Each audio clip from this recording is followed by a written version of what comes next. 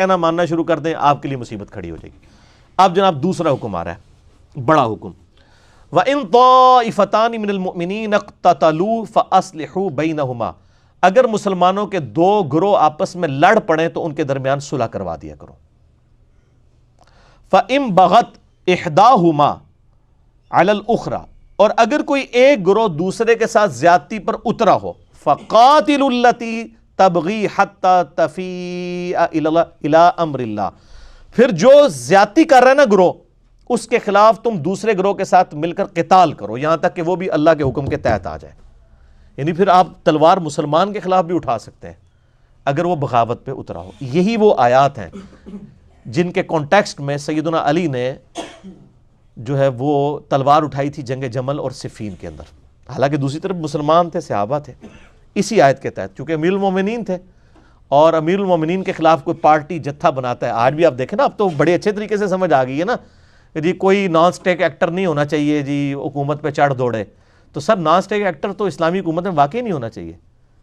تو اس زمانے میں بھی جو نان سٹیک ایکٹر بنا اور قانون کو ہاتھ میں لیا تو سیدنا علی نے پھر مجبوراً ان کے خلاف تلوار اٹھائی، اور آپ نے پہلی پیشن گوئی کی تھی صلی اللہ علیہ وآلہ وسلم۔ میں نے اپنے کربلا والے ریسرچ پیپر کے اندر واقعہ کربلا کا حقیقی پس منظر 72 صحیح الاسناد احادیث کی روشنی میں 200 روایتیں جمع کی ہیں، میں نے یہ ساری احادیث نقل کی ہیں۔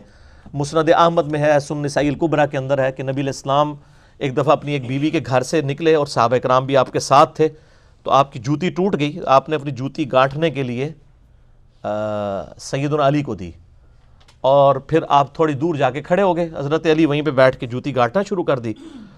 تو پھر آپ صلی اللہ علیہ وسلم نے اپنے اصحاب سے فرمایا کہ اللہ تعالیٰ نے مجھے یعنی یہ دین دے کر مبعوث کیا، اور ایز اے لاسٹ ریزارٹ مجھے قرآن پاک کو منوانے کے لیے تلوار اٹھانی پڑی کافروں کے خلاف۔ تو لیکن تم میں ایک ایسا خوش نصیب شخص بھی ہے جسے مسلمانوں کے خلاف تلوار اٹھانی پڑے گی قرآن کی تعبیر میں۔ تو حضرت ابوبکر نے کہا انا یا رسول اللہ، کیا وہ خوش نصیب میں ہوں؟ فرمایا لا، حالانکہ آپ علیہ السلام کی زبان پہ لا نہیں تھا آتا کبھی بھی، یہ آپ کی عادت تھی، آپ اس لفظ کو نہیں کو اوائڈ کرتے تھے۔ حضرت عمر نے کہا انا یا رسول اللہ، آپ نے فرمایا لا، پھر آپ نے فرمایا بلکہ وہ شخص ہے جو میری جوتیاں گانٹ رہا ہے۔ تو صحابہ کرام دوڑے سیدنا علی کی طرف کہ آپ کے لیے اتنی بڑی بشارت نبی علیہ السلام نے فرمائی ہے کہ جس طرح اللہ نے اپنے نبی کو کافروں پر مسلط کیا تھا، ان کا قبلہ درست کرنے کے لیے تلوار اٹھائی تھی ایز اے لاسٹ ریزارٹ، آپ مسلمانوں کے خلاف تلوار اٹھائیں گے جب وہ ڈی ٹریک ہو جائیں گے۔ تو سیدنا علی کو جب یہ بات بتائی تو حضرت علی مسکرا پڑے۔ صحابہ کہتے ہیں کہ ہمیں پتہ چل گیا کہ حضرت علی کو یہ بات پتہ ہے کہ انہوں نے آن دا بہاف آف پروفٹ مسلمانوں کے خلاف قتال کرنا ہے۔ تو جنگ جمل، صفین، نہروان، یہ تینوں کی ڈیٹیلز آپ کو اس ریسرچ پیپر میں ملیں گی۔ ایک ایک حدیث کے اوپر بخاری مسلم میں کئی احادیث موجود ہیں سیدنا علی کی سپورٹ میں، اور وہ یہ آیت یہی تھی کہ چونکہ انہوں نے بغاوت کی تھی امیر المومنین کے خلاف، تو قرآن کا حکم ہے کہ اگر کوئی گروہ باغی ہو جائے تو پھر اس کے خلاف قتال کرنا یہاں تک کہ وہ آمادہ ہو جائے اطاعت کے اوپر۔ فَإِن فَاءَتْ فَأَصْلِحُوا بَيْنَهُمَا بِالْعَدْلِ، اور اگر وہ پھر لوٹ آئے صلح کی طرف تو پھر ان دونوں گروہوں کے درمیان عدل کے ساتھ فیصلہ کرو، وَأَقْسِطُوا، اور انصاف کی بات کرو۔